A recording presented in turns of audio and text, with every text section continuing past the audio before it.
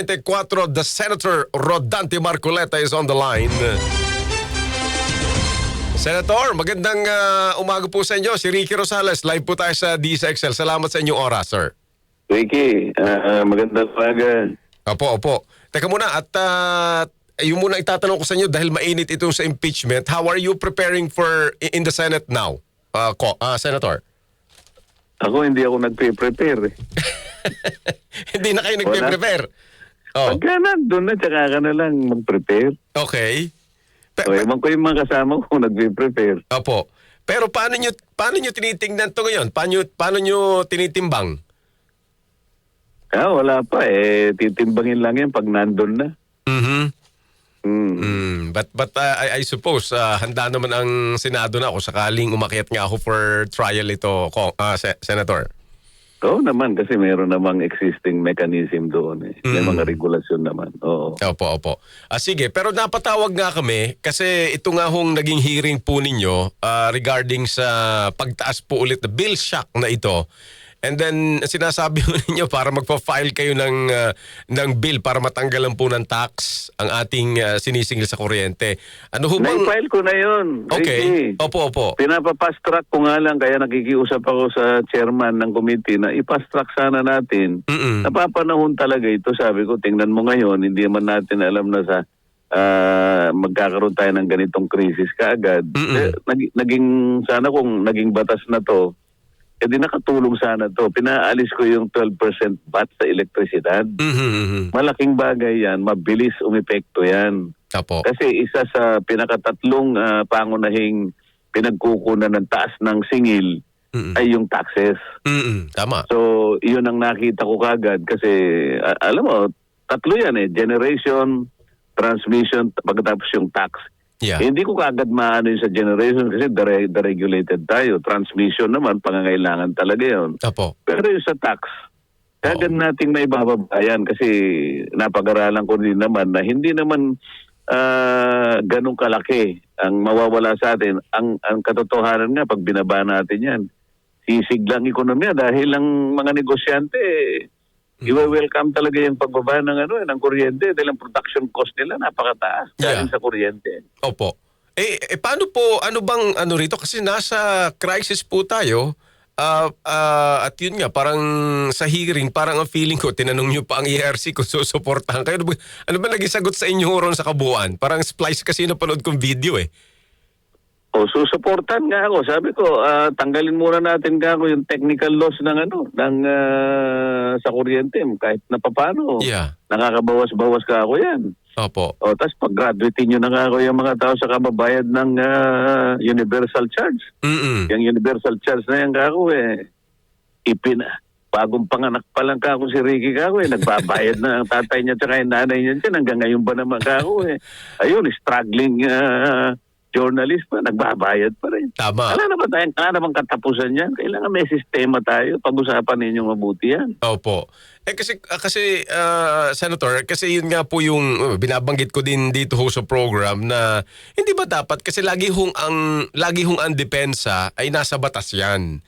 Katulad din nga ng mga lumabas sa Lifeline customers po na sa senior citizen, nag-viral po ito sa social media, nag-aaway-away ang middle class at saka yung mga mahihirap, sa batas So, paano hong handling nyo ngayon? Will that proposal of yours be fast track, Mr. Senator? Pinapa-fast track ko nga kasi, alam mo, magkakambal yan Yung isa, yung inaalis ko yung 12% VAT. Yun namang mga ayuda na yan kasi nilagay nga pati sa kuryente, lifeline, senior citizen, mga pang-ayuda yan Opo. Kaya lang overlap na yan. May redundancy na dyan Nagkakasabay, nagpapatong-patong yan. Alisin lahat natin ang mga ayuda na yan. Sabi ko, mga AX, mga MAIPIP, kung ano-ano, tupad, kung ano-ano. 600 billion ang ginagasta ng gobyerno dyan bawat taon.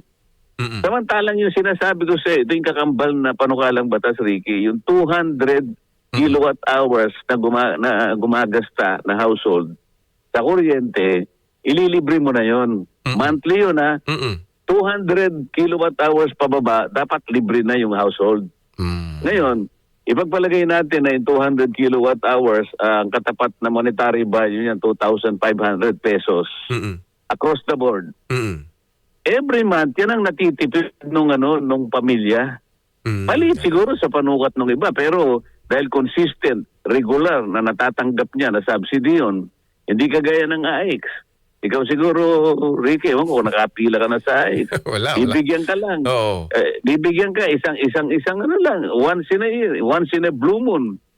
Oh, yung AX 3,000 yun ha. O ibibigay sa iyo 500 1,000. Oo. Kinurap pa nung Sus Mariosep na buhay na to.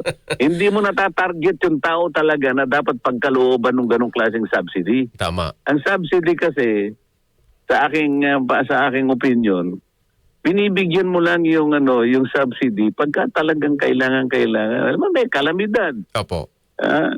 Nasunugan, nabaha, binagyo. Mm-mm. Yun ang panahon na talagang dapat mong tulungan. Pero wag mong gagawing parang Oo. institutionalized na eh. Agree ako dyan.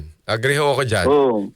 Diba? Kaya nga din tinatawag na parang lifeline eh. Parang Kaya gano'n. nga, Opo, tama. pantawid lang siya eh. Yung pantawid, alam mo yung PPP natin, puro pantawid. Oo. Nakatawid na pero minsan bumabalik pa rin. Kaya tawid na ng tawid. Wala nang katapusan ito. Tama po yun. Are you saying a separate bill ba dito, Sen? Or kasama yun doon sa, kasi parang klaro naman sa pag-aalis ng tax eh. Parang are you filing a separate bill for that? Oo, hindi nakapile na itong dalawang sinasabi ko sa'yo. Talagang filed na sila. Nakikiusap ako na i-fast track namin. Kasi minsan pa lang nadinig. Sabi ko, kung pwede ka ako bigyan natin ng panahon. Ako naman kahit siguro magdamag tayo mag-usap dito, walang tulugan, papayag ako Oo nga naman. At saka nga nasa National Energy Emergency tayo eh. So opo. So far anong prospect ng kumbaga pagkapanin niyo doon sa inyong paano kalang i-fast track? Ito nga, papunta ako sa Senado dahil yung isang bill ko na para sa solar din, para makausap ko na rin si Senator Pia na siya yung chairman, may kinalaman sa pagpa-fast track nito. Magkausap man lang kami ng masinsinan maya-maya na tingnan mo kung ito na natin, tayong dalawa, na isa batas natin to. Baka nakatulong na eh. Yung 12% wala na, di ba? Yes. Pagkatapos yung ating ayuda, yung panibagong intervention, papalitan lahat ng mga ayuda, dito na lang natin lalagay sa 200. Malinis pa't malinaw pang makikita ng tao na nagagamit na sana natin. Oo. Isipin mo, halos 6 na buwan ko nang naipile ito, Ricky. Oo. Walang galaw. Nasa emergency Hindi, na. may galaw naman. Medyo makikiusap lang ako na pabilisin natin. Opo. Lalong-lalo na ngayon. Sana napakinabangan sana natin. Maganda po yun. San final question ko, dahil alam kong abala kayo, meron pala kayong pulong pa ngayon. May nakikita ba kayo doon sa hearing pananagutan itong mga private utility companies like Meralco?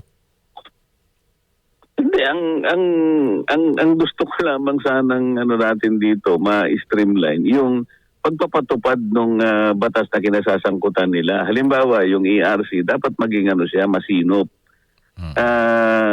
Dapat tingnan niya, bakit nagtaasa ng ganito. Tingnan mo yung mga resolution ninyo na ginawa sa mga nakakaraan, na meron silang sinasabi na return on equity. Ibig sabihin, hanggang dito lang ang pwedeng kitain ng mga shareholders ninyo. Right. Maglalagay sila ng cap. Right. Parang hindi nasusunod yung mga yun eh. Kaya pagka sinuma mo yung kanilang mga financials, ilitaw dyan kamukha nung isang resolution, parang 16.5% ang cap lang sa return on equity. Ibig sabihin ito lang po, hanggang dito lang po ang niya, sang-ayon po sa financials po na sinabi nyo sa amin. Kanya-kanyang kanya-kanyang financials o kanya-kanyang parameter Yung isang distribution utility, sinabi niya, ang cap mo ay 16.5%. Ibig sabihin, hanggang dun lang ang porsyentong dapat kitain ng kanilang shareholders. Yun. Pag kinuwenta mo ayaw ko nang magitin yung mga pangalan 22%, 23%. Sumobra yung kinita mo, di ba? Meron kayong pamantayan, may tuntunin Yung mga gano'n, tsaka titingnan mo yung mga materials na pinagkukunan.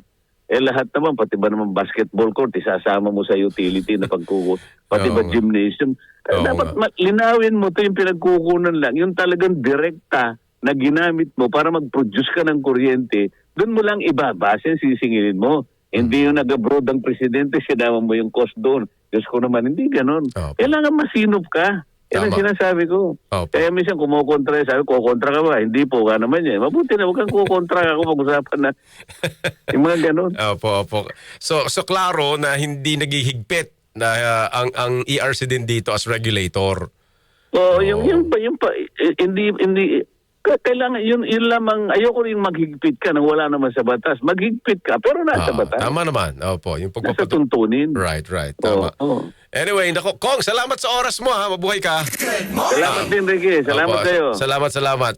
Senador, napapakong ako kasi may Kong na anak si Senator eh. Yun yung